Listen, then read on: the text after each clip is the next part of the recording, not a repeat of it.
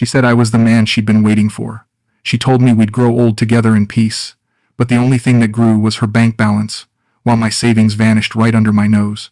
I can still smell the jasmine from that morning, sweet and heavy in the humid air of Chiang Mai's flower market. Ratana squeezed my hand and kissed my cheek, right there between the orchid stalls and the rose vendors. "Clinton, my love," she whispered against my ear, "I want to name my business after you. Clinton Blossoms. What do you think?" Her eyes sparkled like a teenager's, and I felt something I hadn't felt in decades. Young, needed, alive. That memory came back to me sharply just the other night, triggered by an email from one of you.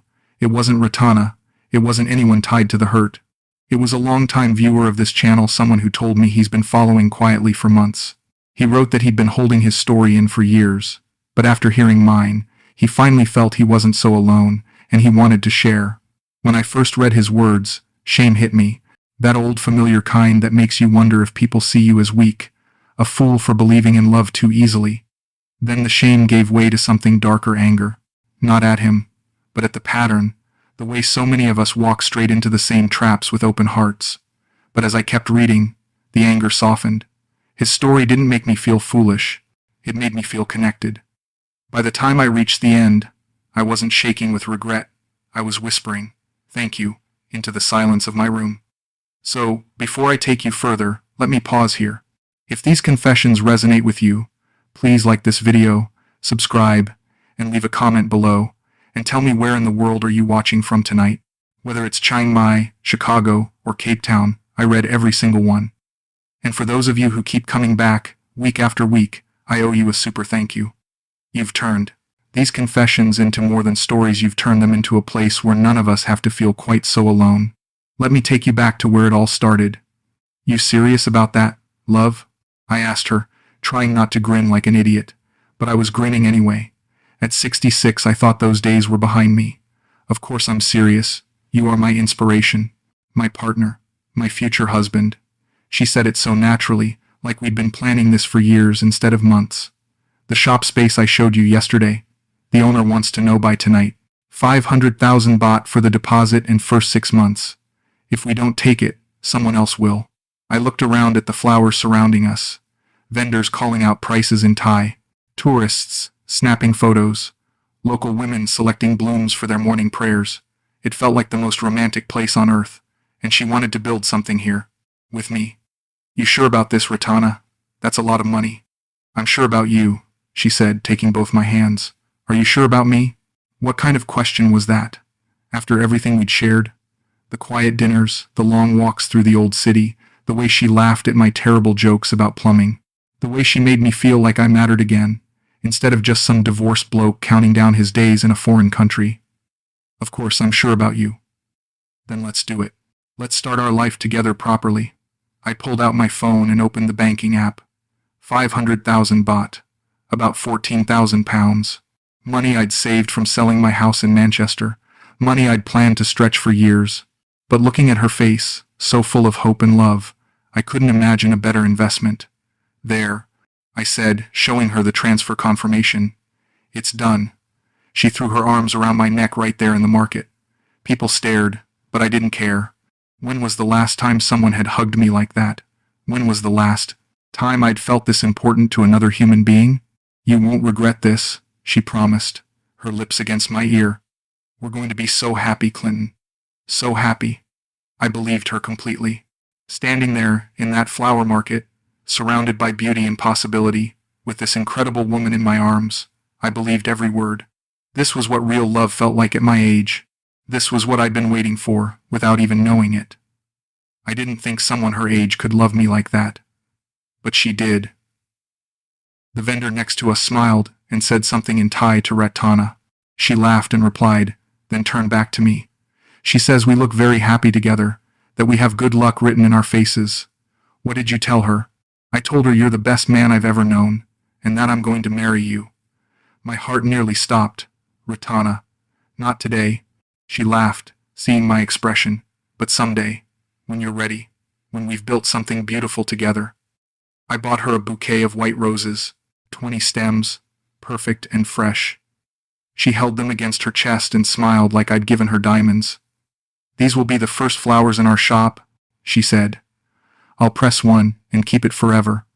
Walking back to my condo, her hand in mine, those roses in her other arm, I felt like the luckiest man alive. The sun was warm on my shoulders, the city hummed with life around us, and beside me walked the woman who wanted to spend her life with me, who saw something in this tired old plumber worth building a future around. I should have known it was too good to be true. But standing there in that flower market, watching her eyes light up as she talked about our business, our future, our life together, I didn't want to know anything except how good it felt to be chosen, to be wanted, to be loved. The transfer went through instantly. Just like that, we were partners. 6 months earlier, I'd been sitting in a hotel lobby in Chiang Mai, nursing a Chang beer and wondering what the hell I was doing with my life. I'd been in Thailand for 3 weeks by then. 3 weeks of tourist restaurants and lonely dinners. 3 weeks of wondering if I'd made a terrible mistake leaving Manchester behind. The hotel was hosting some corporate event. Fancy floral arrangements everywhere. Orchids and lilies and things I couldn't name. Beautiful stuff, but it made the place feel like a funeral parlor. I was about to head back to my room when this woman appeared at my table. "Excuse me," she said in perfect English. "I love your shirt. Is it from England?" I looked down at my blue button-down. Nothing special. Just something I'd grabbed from Marks and Spencer before the flight. "Yeah, it is. Though I'm afraid it's nothing fancy.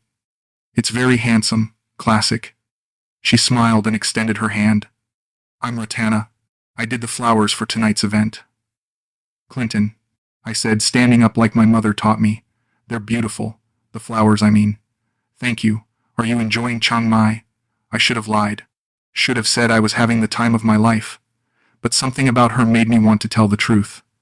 "Honestly, I'm a bit lost. Moved here from England. Thought I knew what I wanted, but now I'm not so sure." She sat down without being invited. Not pushy about it, just natural. Like we were old friends. "What did you think you wanted?" "Peace, I suppose. Warm weather. Somewhere my pension would stretch. Somewhere I could just exist. And now I'm wondering if existing is enough." She laughed, but not meanly.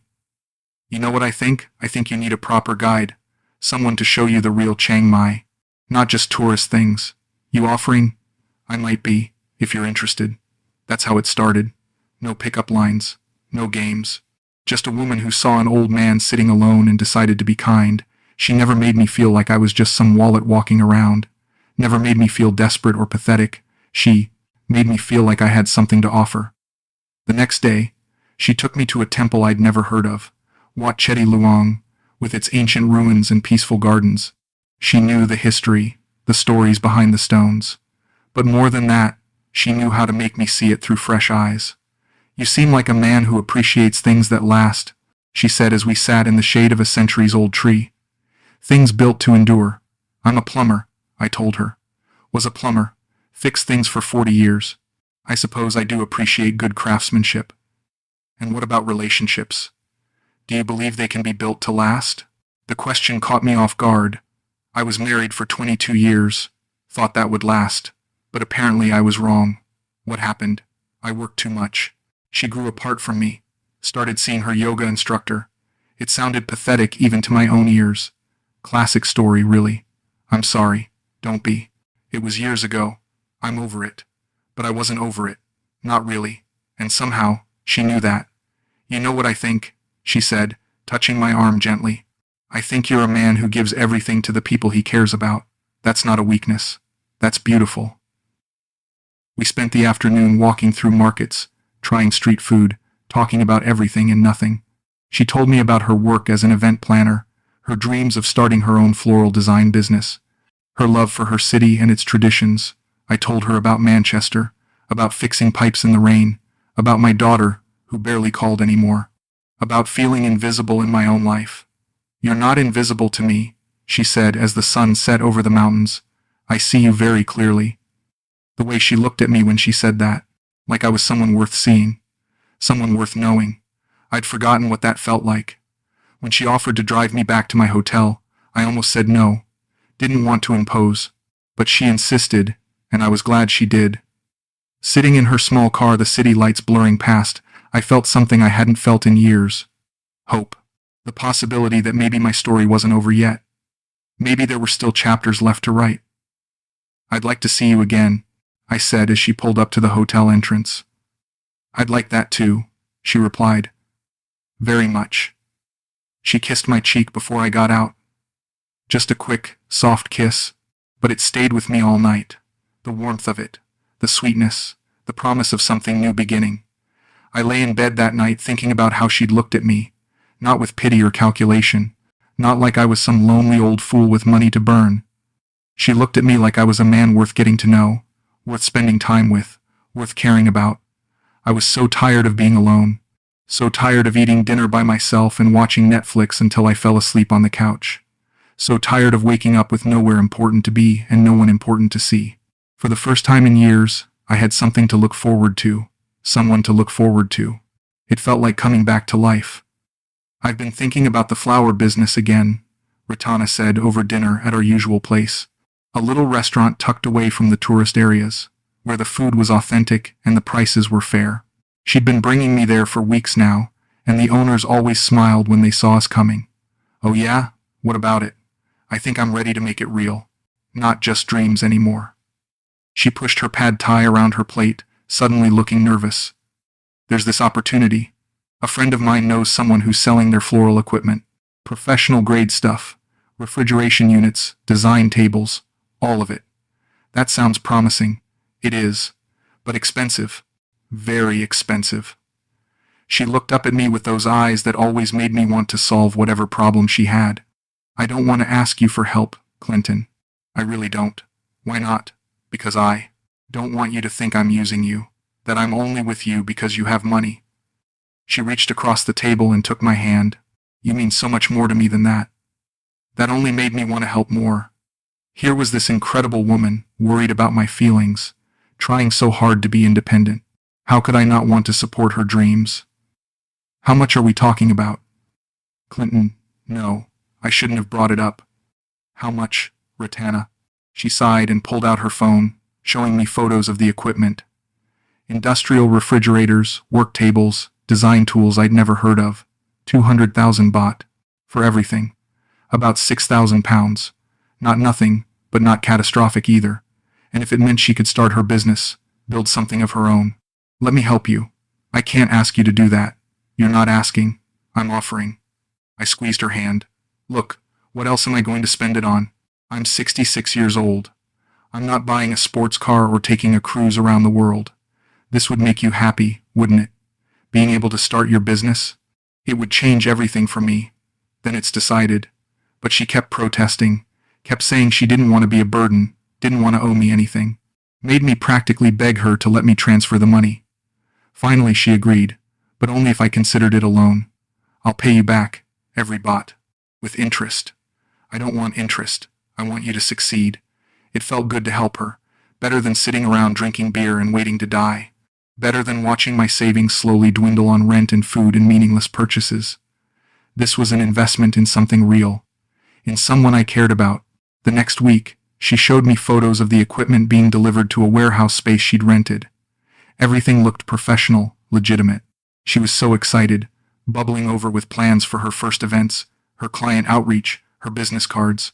"I couldn't have done this without you," she said, kissing me in the middle of the street like she didn't care who saw. "You've made my dreams possible." A month later, she needed a website, professional photography for her portfolio, business licenses and permits. Each request came with apologies, explanations, promises to pay me back as soon as the business got going. And each time, I found myself saying yes. "The thing is," she explained over coffee one morning, "I need to look established to get the good contracts. Hotels, wedding venues, corporate clients. They want to see a professional operation. Makes sense. But professional costs money. A lot of money." She never showed me invoices, but she gave me detailed updates. "The photographer was amazing," she said. "The website designer was expensive, but worth it.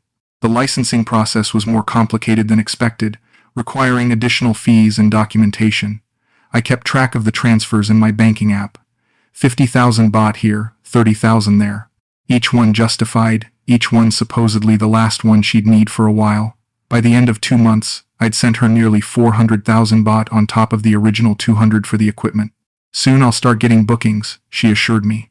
Real money coming in instead of just going out. You'll see. This is all going to pay off. I believed her because I wanted to believe her. Because the alternative was too awful to consider. And because she never pushed, never demanded, never made me feel like I had to give her anything. She always seemed genuinely reluctant to accept my help, which somehow made me more eager to provide it. "You're building something beautiful," I told her one evening as we walked along the Ping River. "I'm proud to be part of it." "You're not just part of it," she said, stopping to face me. "You are it. Without you, none of this would exist. When I'm successful, when I have my own studio and my own clients and my own reputation, it'll all be because you believed in me." Standing there by the water, watching the lights of the city reflect on the surface, I felt like the luckiest man alive. Not just because of her, though she was incredible, but because I was useful again, important. Making a difference in someone's life instead of just taking up space in the world. I was building something that would last. Not pipes or boilers or bathroom fixtures, something better. A future, a legacy, a love story that would make all those lonely years worth it. At least, that's what I told myself every time I approved another transfer. "I want to show you something," Ratana said, on a Sunday morning, practically bouncing with excitement. "Something special. But you have to promise to keep an open mind. When have I ever been close-minded with you?" She laughed and grabbed my hand, pulling me toward her car. "Come on, it's a surprise."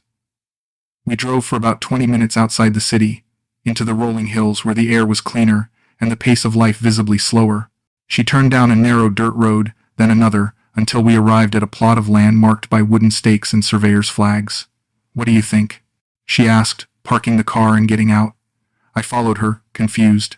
It was beautiful countryside, I'd give her that. Mountains in the distance, rice paddies nearby, a few scattered houses visible through the trees. But I wasn't sure what I was supposed to be thinking about. "It's lovely. But what are we doing here?" She walked to the center of the plot and spread her arms wide. "This could be ours, Clinton. Our land, our home, our future." "Ratna, I know it sounds crazy, but listen to me for a minute." She came back and took my hands. "The business is going to take off. I can feel it. But I don't want to live in the city forever. I want somewhere peaceful, somewhere we can grow old together. And this is perfect." I looked around again, trying to see it through her eyes. A house here would have incredible views, privacy, room for gardens, maybe even a small workshop where I could tinker with projects. It did sound appealing in an abstract way. "How much land is it?" "2 rai. About 3/4 of an acre.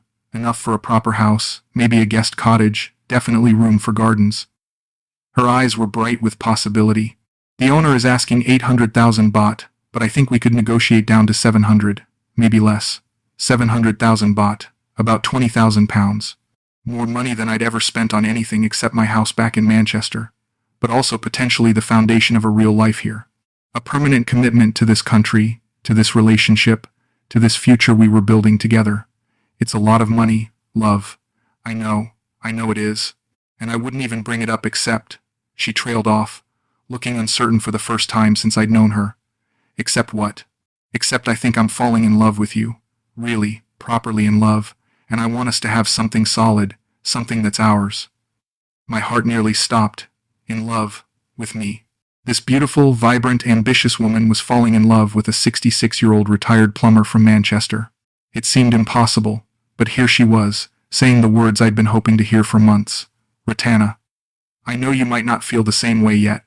We haven't known each other that long, but I feel like I've been waiting my whole life for someone like you, someone kind and generous and steady, someone who believes in me.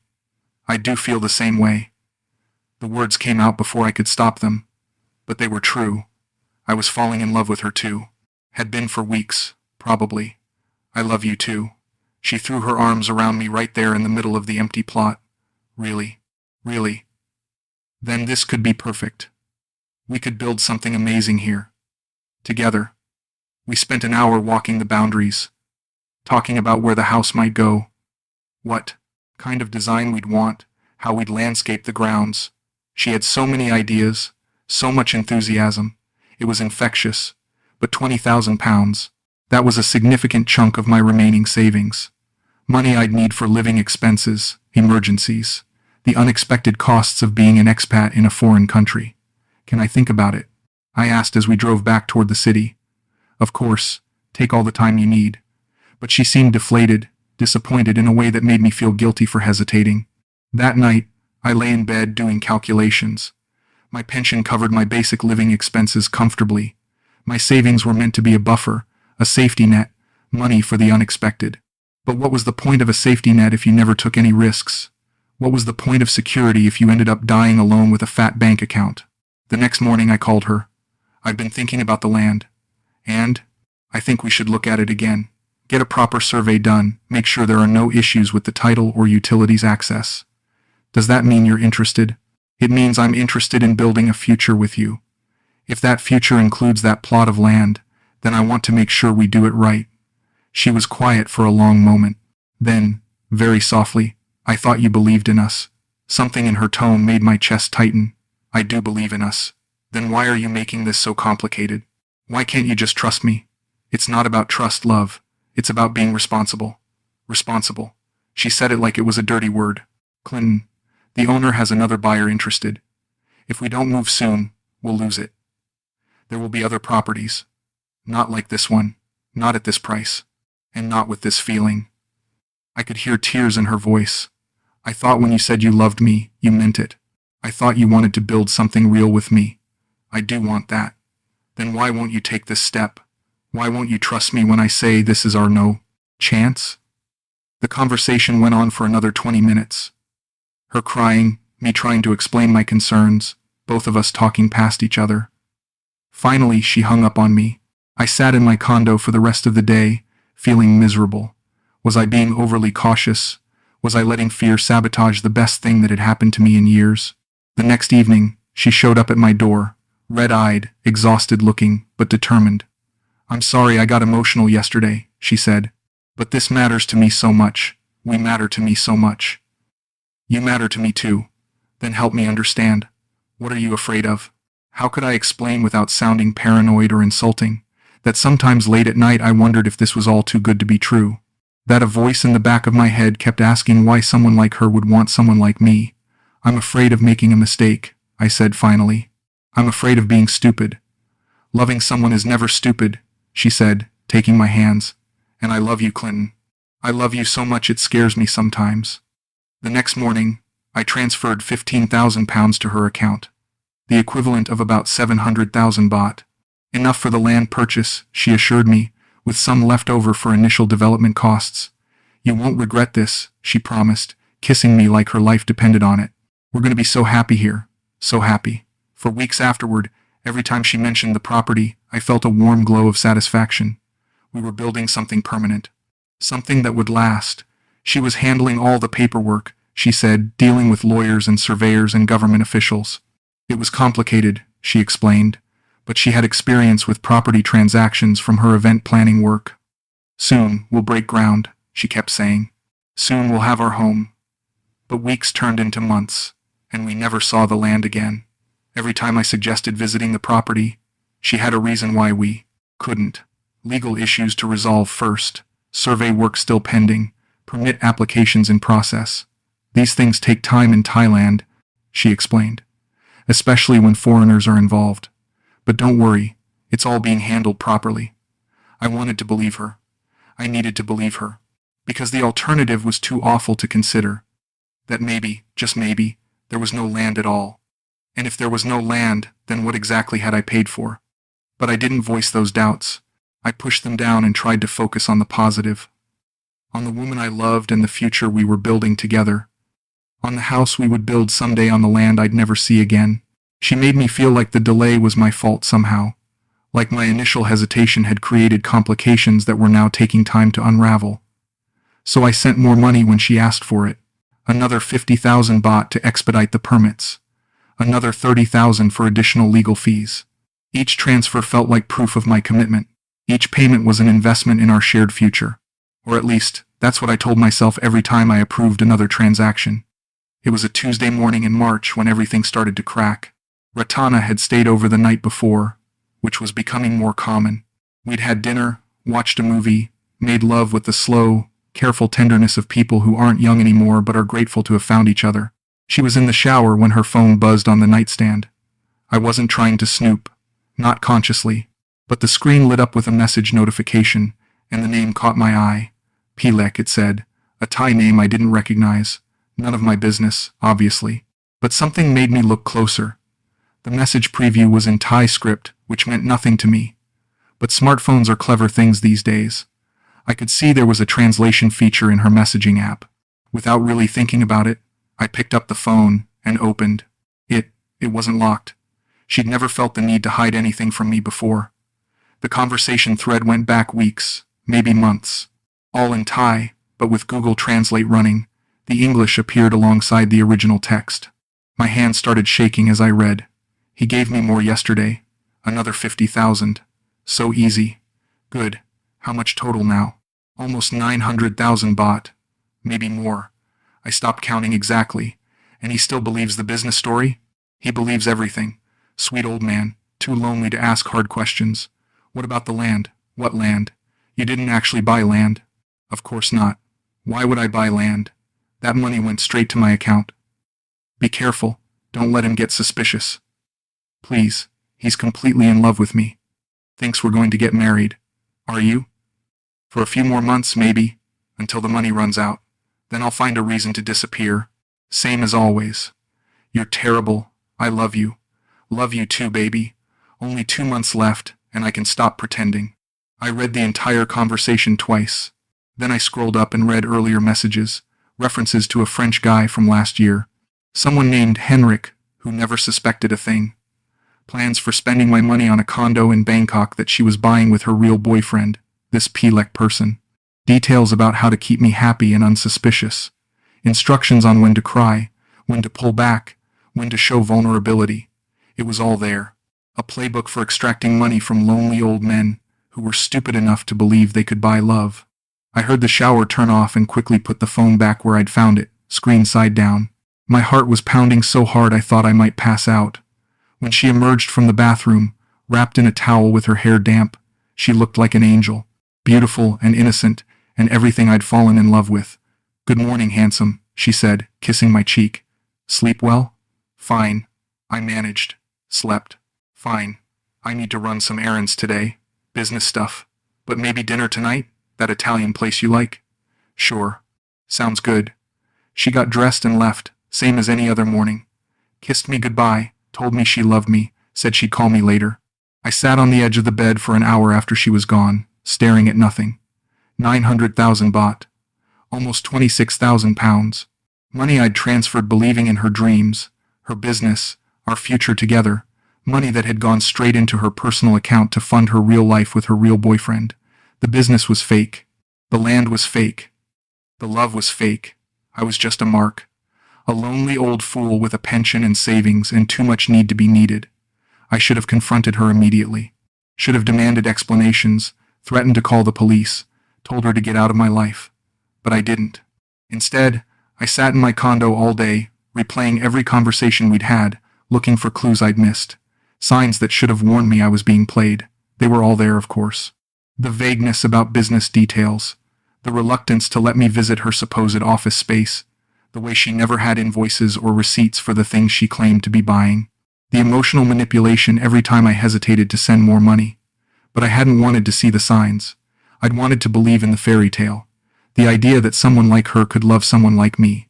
That, at 66, I could still be someone's hero, instead of just another lonely expat waiting to die. When she called that afternoon to confirm dinner plans, her voice sounded exactly the same as always. Warm, affectionate, genuine. How was that possible? How could someone fake emotion so completely? I can't wait to see you tonight, she said. I have good news about the business. Some potential clients who are very interested. More lies, more stories to keep me invested, keep me hoping, keep me sending money. I wanted to hang up on her, but instead I heard myself saying, "That's wonderful, love. I'm proud of you. You're the best thing that's ever happened to me, Clinton. You know that, right?" I know. I lied. That night at dinner, I watched her across the candlelit table and marveled at her performance. She was so good at this, so natural. Asking about my day, sharing stories about hers, planning our weekend together. If I hadn't seen those messages, I would never have suspected anything was wrong. "You seem quiet tonight," she said, reaching across to touch my hand. "Everything okay?" Just tired. You work too hard, even in retirement. She smiled that smile that had hooked me from the beginning. That's why you need someone to take care of you. I should have left right then, should have thrown money on the table and walked out of the restaurant and out of her life forever. But I didn't want it to be true. Even with the evidence burning in my memory, I didn't want it to be true. So I smiled back and ordered another glass of wine and pretended everything was normal. Because normal felt better than the alternative. Normal felt better than admitting I'd been played for a fool by someone I'd trusted completely. I love you, I told her as we left the restaurant.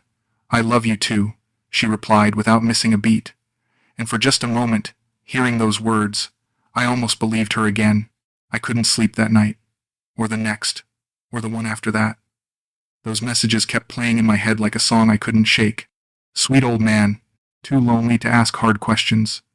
Only 2 months left and I can stop pretending. By Friday, I felt like I was losing my mind. Every smile she gave me felt like a lie. Every "I love you" sounded like mockery. But I still couldn't bring myself to confront her directly. What if I was wrong? What if there was some explanation I hadn't considered? She was cooking dinner in my kitchen when I finally worked up the courage to ask. "Ratana, can I ask you something?" "Of course, darling. What is it?" "Who's Palek?" She didn't miss a beat, didn't drop the spatula or freeze or give any sign of panic, just glanced over her shoulder with mild curiosity. "Palek? My cousin's boyfriend. Why? You've been texting with him quite a bit." Now she did pause, set down the spatula, and turned to face me fully. "How do you know who I've been texting with?" "Your phone was unlocked the other morning. A message came in. So you read my private messages? I saw a name I didn't recognize, and you went through my phone." Her voice was getting colder by the second. "You violated my privacy because you saw a name you didn't recognize." "Ratana, the messages, I don't care what the messages said. I care that you don't trust me enough to ask directly instead of sneaking around like some jealous teenager." This wasn't going how I'd expected. She was angry, but not guilty. Not defensive in the way someone caught in a lie should be. Which made me start to doubt what I'd seen, what I'd understood. "I'm sorry, I didn't mean to violate your privacy. But some of the things I read were between me and my family. Private conversations that have nothing to do with you." She turned back to the stove and stirred the pad thai more aggressively than necessary. "I'm very disappointed in you, Clinton. Please, can we just talk about this? Can you explain what I saw? What did you see, exactly?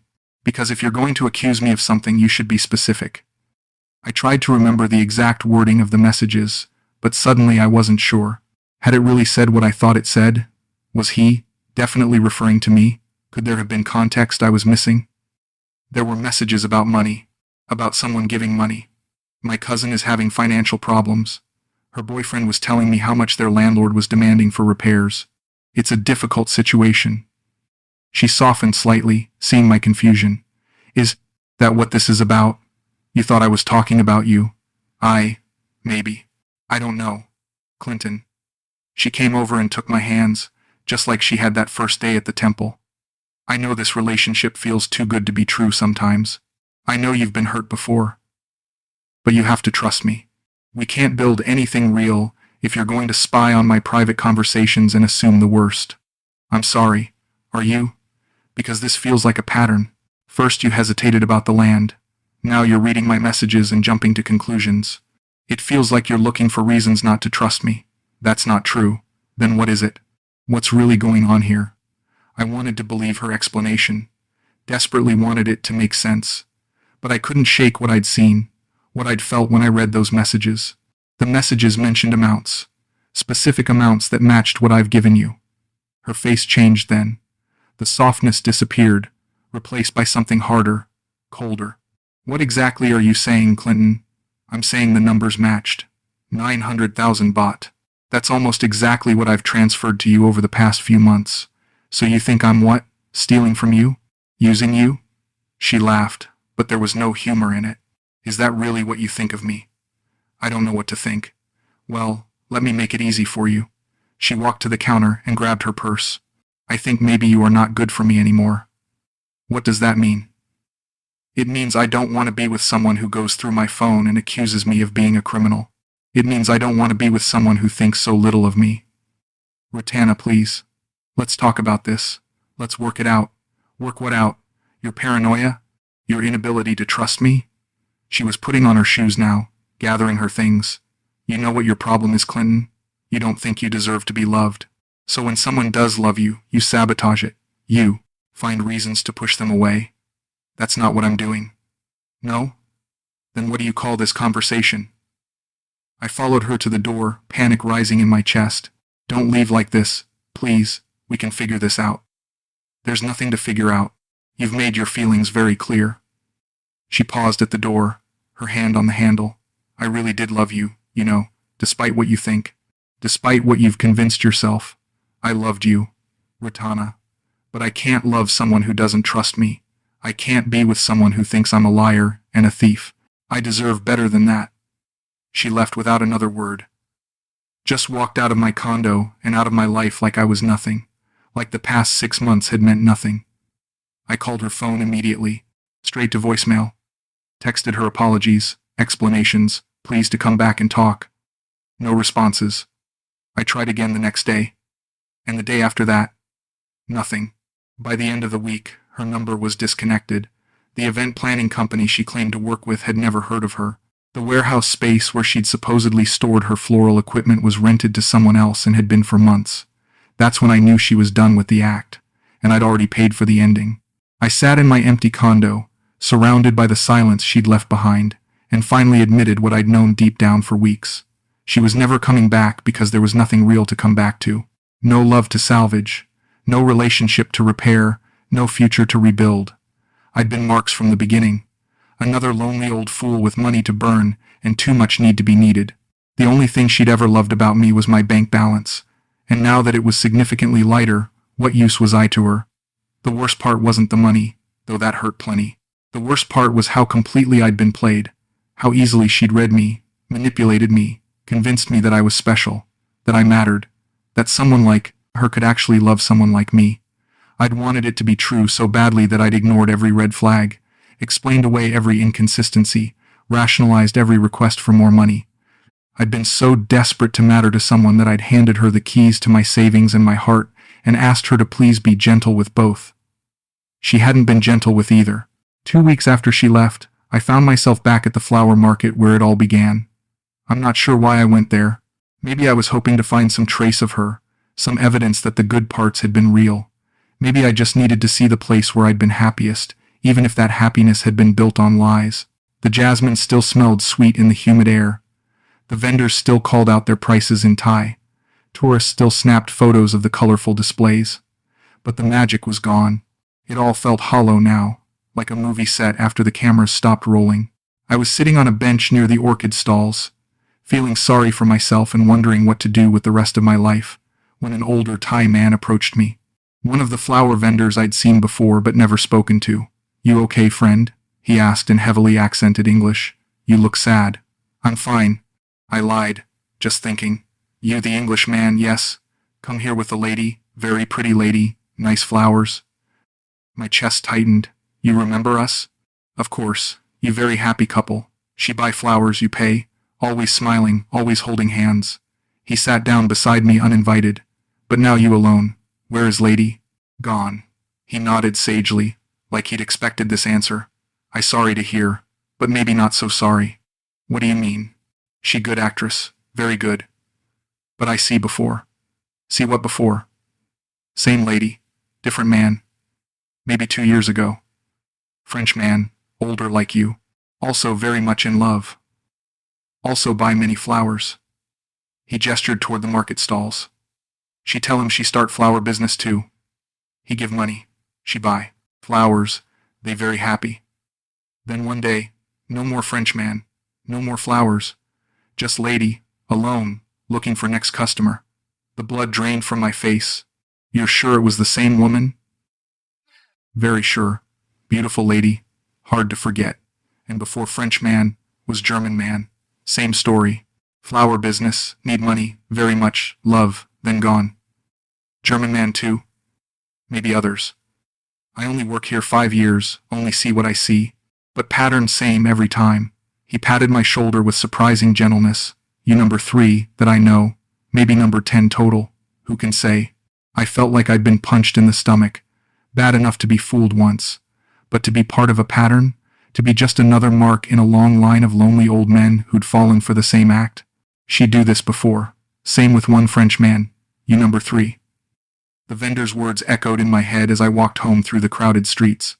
Number 3, not special, not chosen. Not the love of her life or the answer to her prayers, just the next wallet in line. I made it about 6 blocks before I had to stop, found another bench outside a 7-Eleven and sat down hard, feeling like my legs couldn't carry me anymore. And then, for the first time in probably 20 years, I started to cry. Not quiet tears or dignified sadness. Full-on sobbing, right there on a busy street in Chiang Mai, with motorbikes buzzing past and people staring. I cried for the money, yes, but mostly I cried for the humiliation, for being so pathetically easy to fool, for being so desperate for love that I'd ignored every warning sign. A young woman stopped to ask if I was okay, probably thinking I was having a medical emergency. I managed to wave her away, but her concerned expression stayed with me. Here I was, a grown man having a breakdown in public, and strangers were more worried about my well-being than the woman I'd loved for 6 months. That night, I did the math properly for the first time. Not just the big transfers, but all of it. Equipment that didn't exist, permits that were never filed, website design and photography that had never been delivered, the land that was never purchased, business expenses that had funded someone else's real life, £28,000, nearly 40 years of careful saving, gone. Money I'd earned fixing pipes in Manchester rain, money I'd saved by skipping vacations and driving old cars and buying generic groceries, money I'd planned to stretch through my remaining years, allowing me to live with dignity instead of scraping by on pension alone. But the money was just numbers on a screen. What really hurt was the realization that I'd never been special to her at all. Every kiss, every I love you, every moment of apparent intimacy had been calculated, performed, professional. She'd studied me like a plumber studies a blocked drain, looking for the easiest way in. Found my loneliness, my desperate need to matter to someone, my pathetic gratitude for any scrap of affection. And then she'd used those weaknesses against me with surgical precision. You number 3, the vendor had said, but somehow I doubted he'd seen them all. How many others had there been? How many lonely expats had fallen for the flower business story, the land purchase scam, the loving girlfriend act? Sitting in my condo that night, looking at my depleted bank balance, I felt smaller than I'd ever felt in my life. Not just financially diminished, but fundamentally reduced. Like she'd taken something from me that went deeper than money. Some essential piece of myself that I wasn't sure I'd ever get back. I wasn't special. I was just next. The worst part about being conned isn't the moment you realize it's happening. It's the weeks afterward, when you keep discovering new layers of deception, new details that make you feel even more stupid than you already did. I spent days going through my banking records, creating a spreadsheet of every transfer I'd made to Ratana. £28,000, just as I'd calculated. But seeing it laid out line by line, with dates and amounts and my own notes about what each payment was supposedly for, made it feel even worse. Floral equipment, Shasa 0, business licenses, Doi Sinchi Sute, land deposit, Sinchi Sprazeche, 0, website development, Unu, Doa Sute, legal, fees, £1,800, 43 separate transfers over 6 months. 43 times I'd believed her stories, trusted her explanations, chosen hope over skepticism. 43 times I'd been wrong. But it wasn't just the money, though £28,000 represented a significant chunk of my future security. It was everything else I'd lost in the process. My relationship with my daughter Emma, for instance. I'd been so wrapped up in my new romance that I'd barely spoken to her in months. Missed her birthday in February because I was too busy playing house with a woman who was systematically robbing me.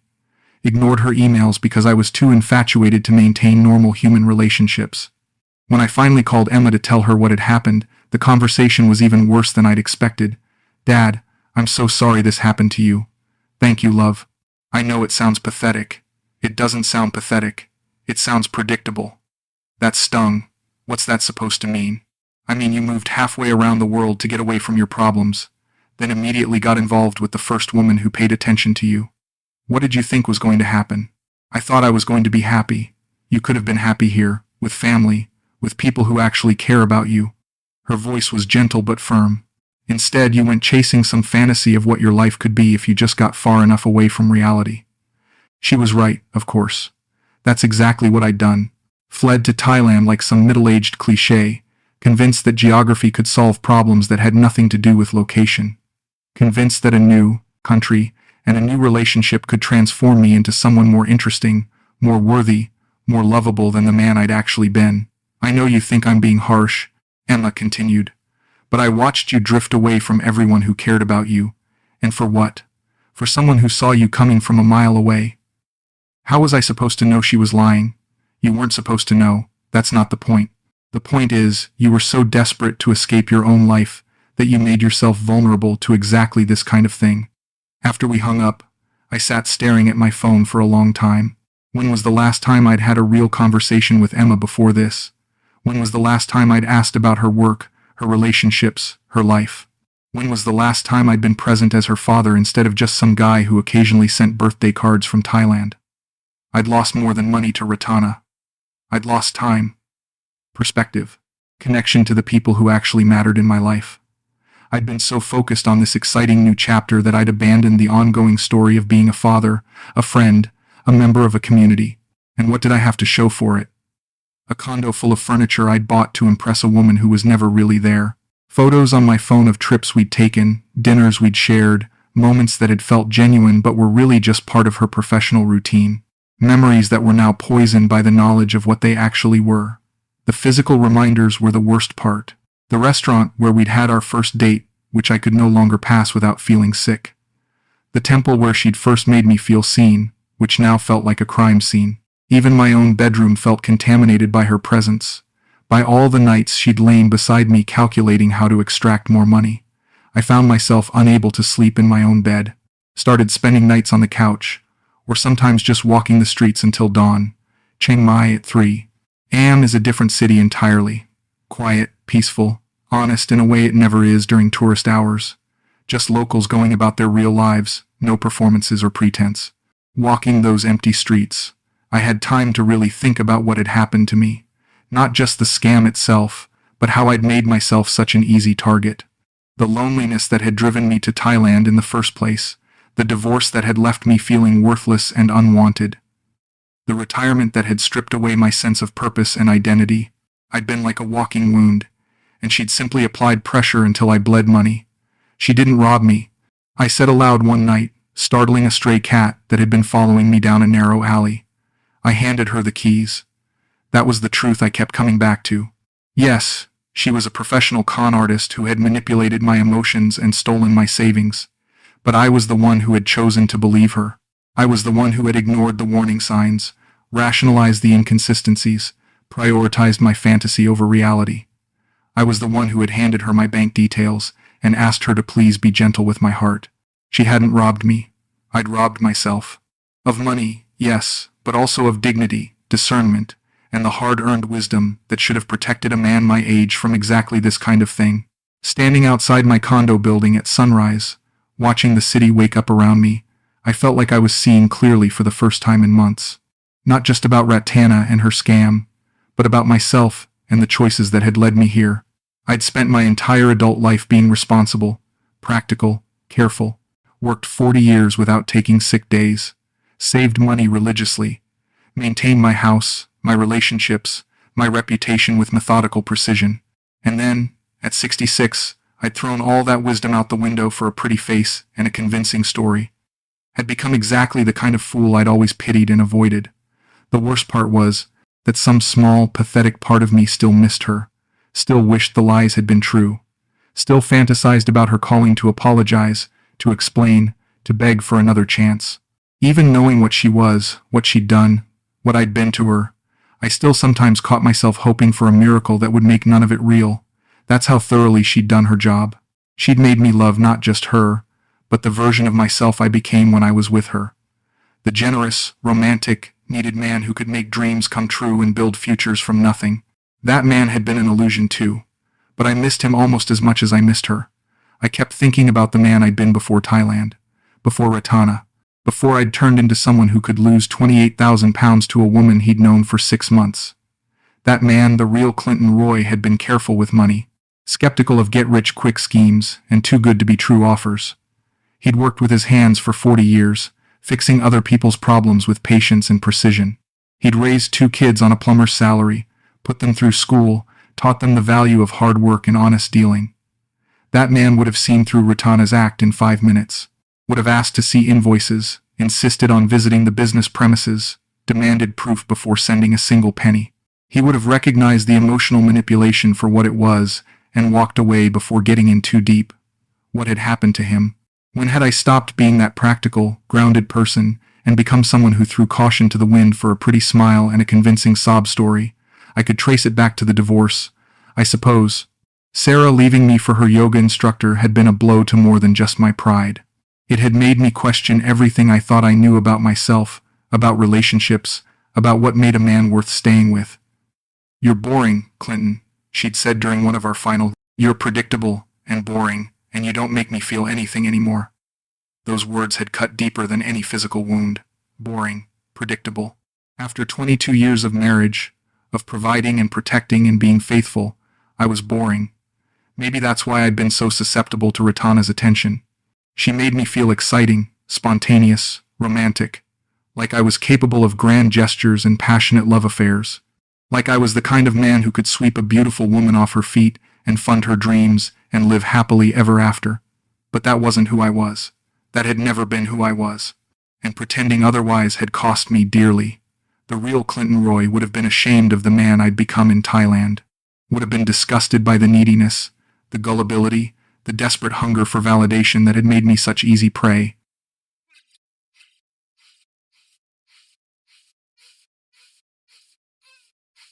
That's what hurt most of all. Not just that I'd been fooled, but that I'd betrayed my own better judgment to make it possible. I'd ignored 40 years of hard-earned wisdom because I wanted to be someone else. Someone more exciting, more romantic, more deserving of love. I sat down at my laptop and started typing an email to Emma, not to ask for money or pity or help cleaning up my mess, just to apologize for becoming someone she couldn't recognize, someone I couldn't recognize. "Dear Emma," I wrote. "I know our last conversation was difficult, and I know you think I brought this on myself. You're right, I did. But I want you to understand why, even if it doesn't excuse anything. When your mother left me, she said I was boring, predictable, that I didn't make her feel anything anymore. Those words stuck with me in ways I didn't fully understand at the time. I started to believe that maybe she was right. Maybe I was too dull, too ordinary, too safe to deserve real love. Moving to Thailand was supposed to be my chance to become someone more interesting. Someone worthy of the kind of passionate, all-consuming love I'd never experienced. When Ratana came along and made me feel like that person, I grabbed onto it with both hands. I forgot who I really was. I forgot that being steady and reliable and careful aren't character flaws. I forgot that the man who raised you and your brother, who worked 40 years without missing a day, who never cheated or lied or broke a promise, was someone worth being proud of. I tried to become someone else, and in the process I lost everything that made me myself, including your respect, which matters more to me than any money. I know you're angry with me. You have every right to be. I abandoned the people who actually cared about me to chase a fantasy with someone who saw me as nothing more than a walking ATM. But I want you to know that the man who raised you is still in here somewhere. The man who taught you to change a tire and balance a checkbook and treat people with dignity. The man who may be boring and predictable, but who loves you more than his own life. I don't expect forgiveness. I just want you to know that I remember who I used to be, and I'm working on finding my way back to him. Love always, Dad. I read it 3 times before sending it. No excuses, no requests for sympathy, no attempts to minimize what I'd done. Just an acknowledgement that I'd lost my way and a promise to do better. Her response came 2 days later. "Dad, thank you for writing that. I've been angry with you, yes, but mostly I've been scared. Scared that you'd disappeared completely and been replaced by someone I didn't know, someone who could be manipulated so easily. The father I remember was the smartest man I knew. Not book smart necessarily, but wise. He could look at a situation and see exactly what was really happening. He taught me to trust my instincts, to ask hard questions, to never let anyone take advantage of me." Reading your email, I can hear that man's voice again. I hope you can find your way back to him completely. We all make mistakes, even terrible ones. What matters is what we do next. I love you, the real you, not the version of yourself you thought you needed to become to be worthy of love. Emma, I cried reading that email. Not the desperate, hopeless tears I'd shed in the street, but something cleaner. Relief, maybe. or gratitude that I still had people in my life who knew who I really was, even when I'd forgotten it myself. The man I used to be wouldn't just hate what I'd become, he'd be embarrassed by it. But he'd also roll up his sleeves and figure out how to fix what could be fixed, accept what couldn't be changed, and move forward with whatever dignity remained. That's who I needed to become again. Not the romantic fool who'd handed his savings to a stranger, but the practical man who'd built a life through honest work and careful choices. I forgot who I was. But I remembered now. 6 months later, I was living in a small bungalow outside Chiang Mai, about 3 hours north of where my life had fallen apart. The rent was cheap, the neighbors were friendly but not intrusive, and nobody knew my story unless I chose to tell it. I'd downsized everything, sold most of my furniture, kept only what I needed. My pension covered the basics comfortably, even with reduced savings to fall back on. I wasn't living in luxury anymore, but I wasn't struggling either. Just existing quietly, which turned out to be enough. Most mornings I walked the hills behind my bungalow, watching the sunrise over the mountains. The paths were steep and my knees weren't what they used to be, but the exercise felt good. The solitude felt better. I'd stopped looking for companionship, stopped scanning coffee shops for friendly faces or hoping for chance encounters that might lead somewhere meaningful. Not because I was bitter about what had happened, but because I'd realized I didn't need that kind of validation anymore. The man who'd fallen for Ratana's scam had been desperate to prove he was worthy of love. The man I was becoming already knew his own worth, independent of anyone else's opinion. I fixed things around the bungalow when they broke, helped neighbors with their plumbing when they asked, read books, watched old movies, learned to cook Thai food properly instead of just ordering takeaway. Simple pleasures for a simple life. Emma visited in March, her first trip to Thailand. She was nervous, I could tell, worried about what she'd find. The father she remembered, or the stranger who'd lost himself in a romance scam.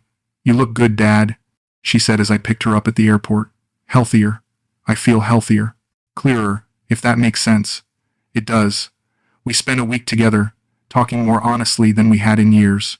She wanted to know about Ratana, about how it had all happened, about what I'd learned from it.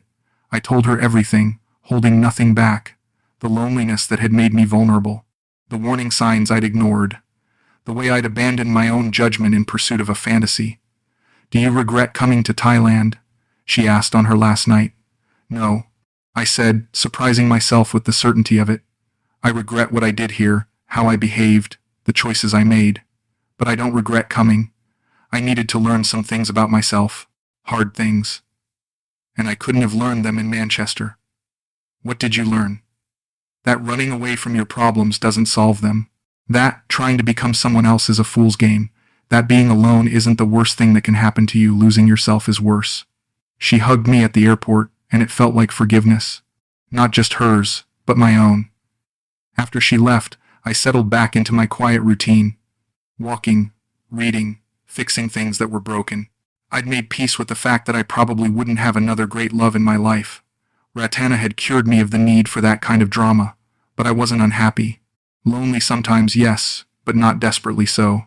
I'd learned to enjoy my own company again, to find satisfaction in simple accomplishments and small pleasures. One morning in May, I was having coffee at a cafe in town when a woman at the next table struck up a conversation. She was about my age, British, recently widowed, and new to Thailand. Pleasant enough, attractive, clearly hoping for more than casual chat. The old me, the desperate me, would have jumped at the opportunity, would have seen it as a chance to prove I could still attract someone, still matter to another person. Instead, I finished my coffee, wished her well, and walked home alone. Not because I was afraid or bitter, but because I was complete without her. Because the approval of strangers no longer determined my worth. Because I'd finally learned the difference between being alone and being lonely. The house I'd planned to build with Ratana existed only in my imagination. The business we were going to run together was nothing but lies and manipulation. The future we'd mapped out had been a professional con from start to finish. But walking up the hill to my little bungalow that afternoon, watching the sun filter through the trees, I realized I'd found something better than any of those fantasies. I'd found my way back to myself. She'd promised me forever. Said we'd grow old together in peace, building something beautiful and lasting. But forever had lasted exactly as long as my savings held out, and the only thing we'd built together was her bank balance. I wasn't angry about it anymore. Anger required too much energy, and I had better things to do with mine. She was a professional predator who made her living off lonely men's dreams. I couldn't change that, and it wasn't my responsibility to try. My only responsibility was to make sure I never became that vulnerable again. Not by closing my heart or swearing off human connection, but by remembering who I really was underneath all the need and loneliness and desperation. I was Clinton Roy, 66 years old, a retired plumber from Manchester who'd worked with his hands for 40 years and raised 2 good children and lived an honest life. I was someone who fixed things when they broke and kept his word when he gave it and treated people with dignity, even when they didn't deserve it. That was enough. That had always been enough. She promised me forever, but I found something better. I found my own damn self again,